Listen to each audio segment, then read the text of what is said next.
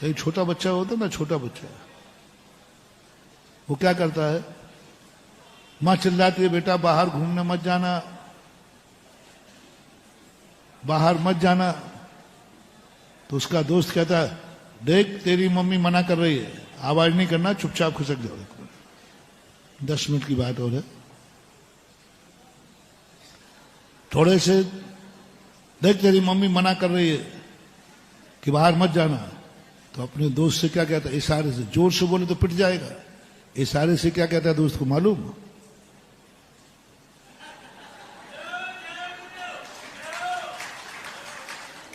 क्या कह दिया उसने, इसका तो स्क्रू, किसका, उस छोकरे की औकात तो देखो, वो छोकरे की हद तो देखो। मां से कह रहा है इसका तो, इसको अपने दोस्त से कहता है फिर मां का तो इसको ढूंढे, माइंड हाफ माइंड, और ये कह करके चला जाता है। मां चिल्लाती रहती है। हर बालक अपने आप को मां से ज्यादा समझदार मानता है उस समय जब मां किसी काम को रोके और वो उस काम को चला जाए। समझ लेना चाहिए, उसने कहा मां इडियट, मां मूर्ख है, और मां को उसने यूं करके बता दिया दोस्त को। ये होता है कि नहीं? हाँ, तुम भी कम कलाकार नहीं हो बेटा, मैं तुम्हारी मां हूं, तुम मेरे छोकरे हो। कहा शास्त्र में कहा है प्रवचन की गद्दी पर बैठना तो जिनवाणी मां बनकर बैठना और इनको बच्चे मानना। और ये बात तो हम जब कहते किसी चीज को तो तुम ऐसा तो नहीं करते हो, इतने तो समझदार हो, इतना तो नहीं करोगे, थोड़ा बड़े हो गए ना। पर ये शब्द जरूर मैंने सुना है कि बाबा जी की सब बातें मान ली तो हो गए बाबा जी।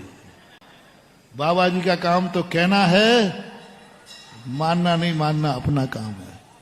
मोटिवेशन, जब जब तुम्हें किसी गुरु की बात सुनने के बाद वही करने का मन हो, समझ लेना तुमने अपने गुरु को मूर्ख समझा है और तुमने अपने आप को ज्ञानी समझा है। जैसे वो बालक ने मां को मूर्ख कह दिया और मैं बाहर जा रहा हूं समझदार।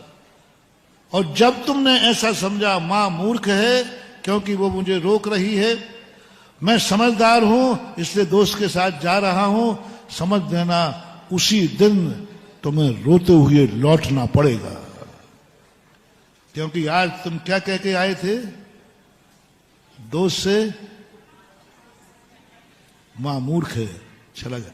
कोई ना कोई ऐसी चोट लगेगी, कोई ना कोई ऐसी घटना घटेगी, दरवाजे चिल्लाता आएगा मां बचाओ, मां बचाओ। अब मां कहती है, अब वो तो मां है, थोड़ा मारे मेरे बेटे को लग गया, तू मानता नहीं है। और हम जैसे होंगे, गुरु होगा तो हाँ और चला जा। अब आइए कल ठिकाना, मैं पुचकारने मुचकारने वाला नहीं हूं, मैं तो एक झापड़ और दूं और जा पाल। गुरु शत्रु बात है। गुरु कैसा? शत्रु के समान कठोर होता है। अब आ गया लौट के, कल प्रवचन दिया था तो कल के प्रवचन का क्या हुआ?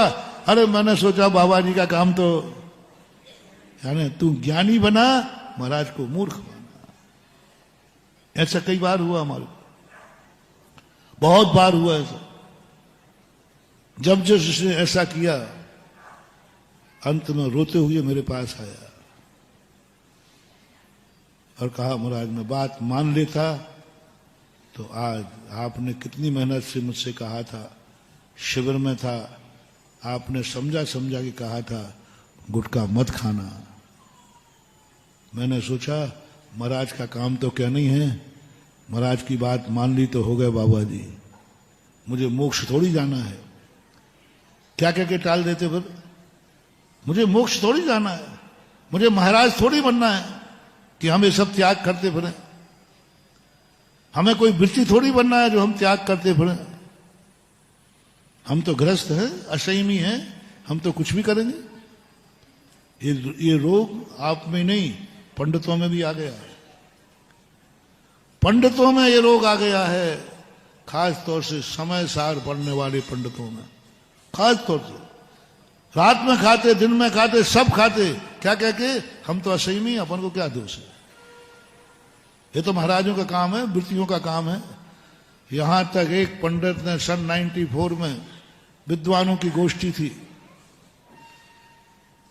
मैं कांप गया कि मैंने कि विद्वान लोगों की यह धारणा, बोले महाराज भगवान का अभिषेक पूजन करना, ये षडावश्यक पालन करना, ये तो वृत्तियों का काम है, हम लोग वृत्ति थोड़ी है। उस समय जितने पंडित बैठे थे, 2-3 को छोड़ करके सारे पंडितों का एक का भी अभिषेक पूजन का नियम नहीं था। 94 की बात कर रहा हूं, घटना सांगानेर की है, गोष्ठी थी। वो सुबह सीधे हम सामने देखते ही सीधे धर्मशाला से आए, नाश्ता किया और गोष्ठी में आ गए। मैंने कहा ये तो मंदिर तो गई नहीं, बस मंदिर के दर्शन कर लिए चले आए। मैंने कहा भाई आप लोग पंडित होकर अभिषेक पूजन, बोले महाराज कैसी बात कर रहे हैं, हम लोग वृत्ति नहीं है, हम लोग प्रतिमाधारी नहीं है। अभिषेक पूजन करना धोती दुपट्टा पहनकर नहीं, तो प्रतिमाधारियों के लिए नियम है। ओहो, ये शब्द एक पंडित ने कह दिया। फिर जो मैंने प्रश्न उनको आगम फटकारा, मैंने कहा तुम बहुत बड़ी गलती कर रहे हो रे पंडितों, प्रतिमाधारी को अभिषेक पूजन जरूरी है ही नहीं, किसी शास्त्र में नहीं लिखा। जैसे जैसे व्रत बढ़ते जाते हैं, अभिषेक पूजन करना उनको जरूरी नहीं।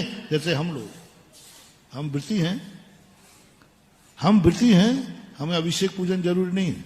कौन से शास्त्र में लिखा है, कौन से शास्त्र में लिखा है कि वृत्तियों को अभिषेक पूजन जरूरी है? वृत्तियों को मंदिर का ये कार्य कौन से शास्त्र में लिखा? तो उन्होंने कहा देव पूजा गुरु उपास्ति स्वाध्याय संयमस्तवा दानम चेति गृहस्थानाम, वृत्ति नाम नहीं, आप गृहस्थों के नहीं हैं। ये 6 आवश्यक जो लिखे हैं,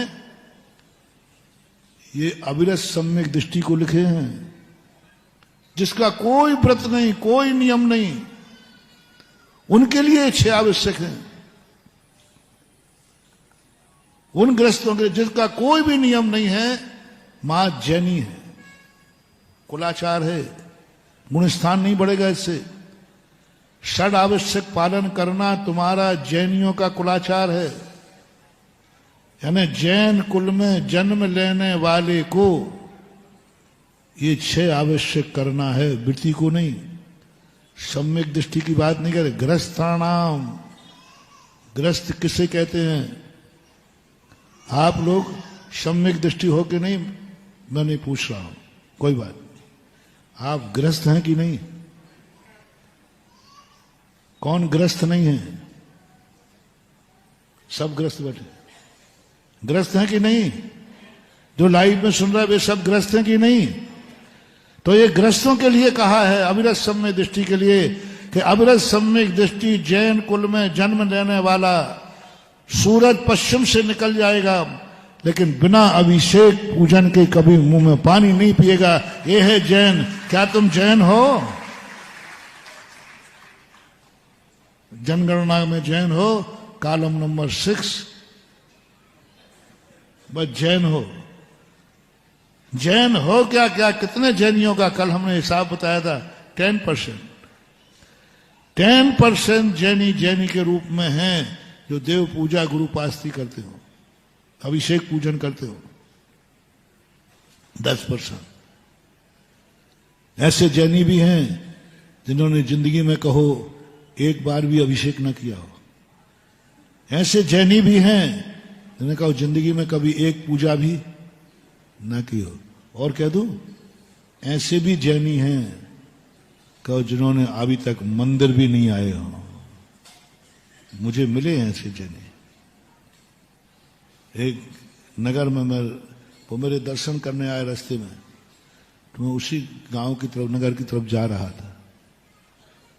तो मैंने पूछा भाई आप वहां से आए? बोले हाँ महाराज। उन्होंने बता दिया। मैंने कहा आपके यहाँ मंदिर हैं? कितने मंदिर हैं जैनी? बोले महाराज ये पता नहीं कि हमारे नगर में मंदिर भी है कि नहीं, और 14 मंदिर थे। मैंने कब से रह रहे हो? 20-25 साल से रह रहा है। 20-25 साल से वहां रह रहा है, उसे ये पता नहीं कि मंदिर भी है कि नहीं। ऐसे भी जैनी निकल आएंगे, यहां भी निकल आएंगे एक आध, तो जिन्होंने कभी मंदिर का मुंह भी नहीं देखा हो। कैसे है जैन? ये टाल देते। ये तो धर्मात्माओं का काम है, मंदिर जाना, अभिषेक पूजन करना, ये तो धर्मात्माओं का काम है। धर्मात्मा करें पूजा, वृत्ति करें पूजा। मैं धर्मात्मा थोड़ी हूं। ये कहकर के तुम हमारी बात की मजाक उड़ा के छोड़ देते हो। सावधान महानुभाव, कल रोते हुए आओगे। तुमने एक आके टाल दिया, बल्कि गुरु के मुख से जो भी वचन निकले ये मान के सुनना चाहिए, ये वचन मेरे लिए कहा जा रहा है। और तुम क्या सुन रहे हो? और आज अपने लिए थोड़ी कह रहे, तो वृत्तियों के लिए कह रहे हैं, धर्मात्माओं के लिए कह रहे हैं। अपन धर्मात्मा थोड़ी, अपन धर्मात्मा थोड़ी, और धर्मात्मा बन को बनना भी नहीं है, हमारा बनने का भाव भी नहीं है। अब क्या जरूरत पड़ी? जब धर्मात्मा बनना नहीं, बस समझ लेना बुरा दिन शुरू हो गया। मैं धर्मात्मा नहीं हूं, धर्मात्मा नहीं, तो हमें क्या महाराज की बात मानना? अपन को क्या सुनना? महाराज की बात वो सुने जिनको बाबा जी बनना हो। ये भाव आते ही समझ लेना महान भाव, तुम्हारा बुरा दिन चालू हो गया। थोड़े दिन बाद ही तुम्हें रोते हुए लौटना पड़ेगा, निश्चित है। 50 केस मेरे पास हैं। जो मैंने कहा शिविर में, उसने सोचा मैं तो शिविर में आया था यूं, कोई मुझे बाबा जी थोड़ी बनना है, और उसने जाके गुटखा खा लिया। 6 महीने नहीं हुए कैंसर हो गया। उनके माँ बाप लेके आए, अकेला बेटा था। बोले महाराज जी, और वो बालक 35-40 साल का था, हम बालक ही कहेंगे। इतना रोया, इतना रोया। बोले महाराज मैंने आपके प्रवचनों की मजाक उड़ाई थी। मैंने दोस्त ने कहा था, मुझे टोका था कि देख तू शिविर में गया था और महाराज ने मना किया था कि अभी तक तुम्हें माफ है, सबसे ज्यादा जल्दी कैंसर होगा तो शिवरार्थी को जल्दी होगा। ये कर्म गुटखा जानता है कौन खा रहा है। अजैनों को कम कैंसर होता है, सबसे ज्यादा गुटखा खाने वाले, शराब पीने वाले जैनियों को होता है। जैनियों को सबसे जल्दी होगा, अजैनों को नहीं होता। और उसमें भी शिवरार्थी और हो, और उसमें भी वो मेरा भक्त और हो। सुन रहे हो रे मेरे भक्तों? सुधा सागर के भक्ति का अतिशय। मेरा भक्त बनने के बाद गुटखा खाया तो पक्का बेटा कैंसर होना ही है, यही मेरा अतिशय है। और मेरा कहा हुआ है कि हे भगवान, हे प्रकृति, यदि कोई गुटखा खा रहा हो और उसमें मेरा भक्त हो तो सबसे पहले उसे ही निपटाना। मैं इसका डिटेल कभी बताऊंगा, अभी समय हो रहा है। और गुटखा खाना हो तो मेरा भक्त मत बनना, नहीं तो जल्दी निपटोगे। और उसके दूसरे के नंबर पर है जैनी।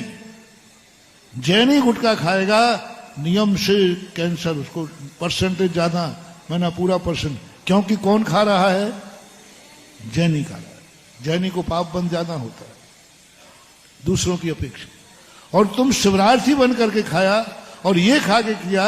अरे महाराज जी तो कहते रहते हैं। उसने सारी कहानी मुझे बताई। मैंने कहा भैया अब मैं कुछ नहीं कर सकता, मैं कुछ नहीं कर सकता। मरण जब निकट है, शरण तब विकट है, बस यही तो संकट है। क्या रोया महाराज, उस दिन मैं मान लेता। जब शिविर में आपने कहा था, जब आपने प्रवचन दिया था, उस दिन में यदि मान लेता तो आज मैं जिंदा होता।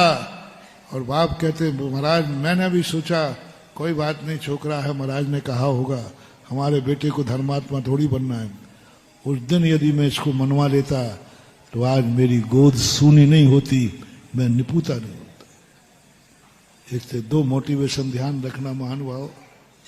कभी माँ बाप को स्क्रू ढीला है ये मत कहना। कभी गुरु की बात, शास्त्रों की बात, धर्म की बात मान पाओ या ना मान पाओ, लेकिन मजाक मत उड़ाना। इतना तो कह ही देना सही तो यही है। क्या कह देना? सही तो यही है लेकिन मेरी मजबूरी है। इतना शब्द भी यदि तुमने कह दिया तो तुम्हें एक पुण्य लगेगा, कम से कम तुमने ज्ञान, साधु को, गुरु को ज्ञानी मान लिया, अपने को मूर्ख मान लिया। तू जाएगा खेलने के लिए, लेकिन बस इतना कह देना मां जो कह रही भैया वो सही है। दोस्त से कहना। अभी क्या कहा था तुमने, और अब उसको पलट दो।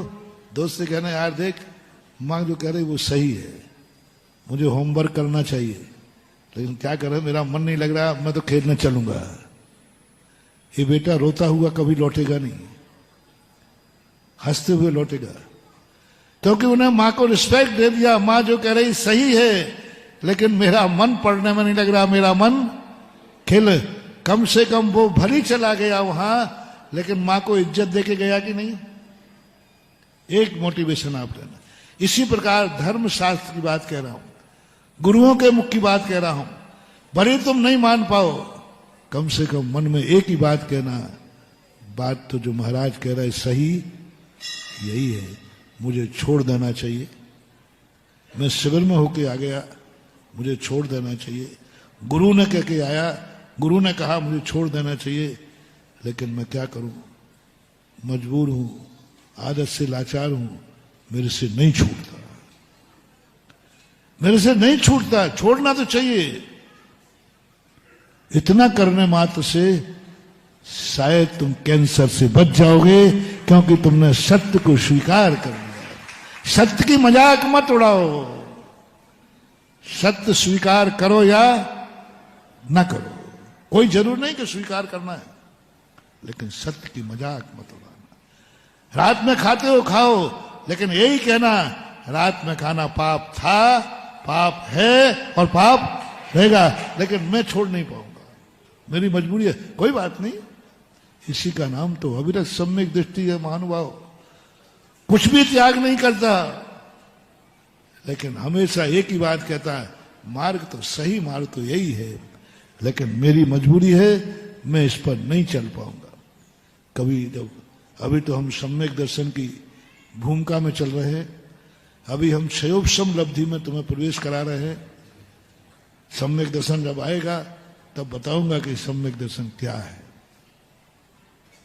अभी तुम सम्यक दर्शन से लौट के ना आ जाओ। डर इस बात का भी है, पहली बात तो तुम सम्यक दर्शन प्राप्त कर ही नहीं सकोगे, पूरी जिंदगी निकाल दोगे, क्योंकि तुम्हें मिथ्या दर्शन का ज्ञान नहीं है। तुम कभी मंदिर में तुम्हारा मन ही नहीं लगेगा, क्योंकि तुम्हें घर का ज्ञान नहीं है।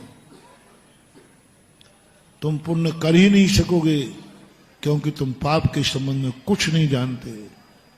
और सम्यक दृष्टि होने के पहले क्षयोपशम लब्धि का बहुत विस्तृत स्वरूप महानुभाव, बहुत विस्तृत। अभी अपने क्षय की लब्धि चल रही है 4 दिन से, अभी समझते जाएं। आज मैंने इतनी बात कही, सब कुछ सही था, फिर भी मिथ्या दृष्टि क्यों था? सब कुछ सही था, देव भी सही थे कि नहीं, गुरु भी सही थे कि नहीं, प्रवचन भी सही थे कि नहीं, तुम भी सही थे कि नहीं, जैन सही थे, तुम भी चाहते थे कि नहीं कि मुझे सम्यक दर्शन हो, क्यों नहीं हुआ? क्योंकि हम कसाई की काउंटिंग नहीं कर पाए, और कसाय हमारी नियत समय की बाउंड्री को पार कर गया तो सब कुछ सही होकर के हम मिथ्या दृष्टि हो गए। क्षयोपम लब्धि में कसाय को समझो, कसाय की काउंटिंग समझो। सम्यक दर्शन प्राप्त करने के लिए हम बढ़ गए हैं। पहले एनालिसिस, NOC, वो कहते ना NOC क्या लेते, पहले NOC लाओ कि किसी से झगड़ा हुए 6 महीने से ऊपर तो नहीं हुए। NOC लाओ, NOC लाओ, किसी से राग द्वेष कसाय किए हुए 6 महीने से ऊपर तो नहीं निकल गए। लाओ NOC। क्या तुम्हें किसी के प्रतिमा लेना, महाराज हमें प्रतिमा दे दो, हाँ ले लो। मतलब क्या क्या करना पड़ता है, कुआ का पानी, शोला का पानी, हाँ बुंदेलखंडी इसमें तो माहिर है। अरे जगत में बुंदेलखंडी शोला जगत प्रसिद्ध है। पहले ये बता, किसी से राग द्वेष हुए 15 दिन से ऊपर तो नहीं हो गए। सारे नियम तुमने ले लिए, प्रतिमाएं ले ली, और यदि तुम्हारी कसाय में 15 दिन से ऊपर हुए हैं तो क्या करोगे? व्रत लेकर, व्रत लेकर के भी मिथ्या दृष्टि, ये सबसे बड़ा आश्चर्य है।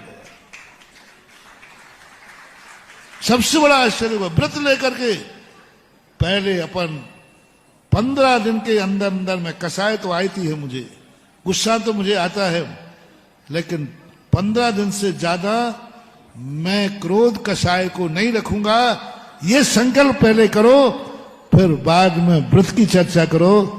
तो हमें दिखता है शायद वे व्रत हमें असंख्यात गुणी नजरा करा देंगे।